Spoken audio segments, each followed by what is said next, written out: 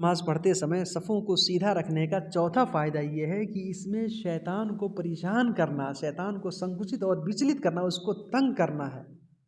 अल्लाह के रसूल सल्लल्लाहु अलैहि वसल्लम ने फरमाया अक़ीमुस्सुफ़ूफ़, सफ़ों को सीधा रखो, वहादू बैनल मनाकिब, और अपने कंधों को एकदम बराबर रखो सफ़ के दरमियान, आगे पीछे मत खड़े हो, वसुद्दुल खलल, और अगर सफ़ में कहीं कोई खाली जगह है तो उसको भर लो, बीच में खाली जगह मत छोड़ो सफ़ों के बीच में। और फरमाया वलीनु बैन इख़वानिकुम वलीनु बिअयदी इख़वानिकुम, अपने भाई के लिए नरम हो जाओ।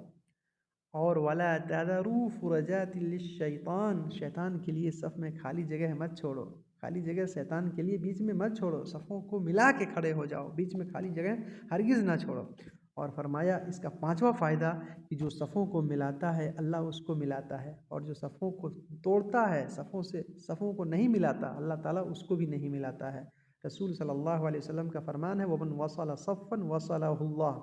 जो सफ़ों को मिलाता है अल्लाह उसको मिला देता है, अर्थात अल्लाह उसको अपनी रहमत से निकट कर देता है, अपने रहमत के नज़दीक कर देता है, अपनी रहमत और अपनी दया का उसको पात्र बनाता है, वो अल्लाह की निकटता और प्रसन्नता प्राप्त कर लेता है। और जो सफ़ों को नहीं मिलाता है, दूर खड़ा रहता है, वो अल्लाह की रहमत से भी दूर हो जाता है, अल्लाह की निकटता और प्रसन्नता से भी वो दूर हो जाता है, और वो अल्लाह की दया का पात्र नहीं होता है।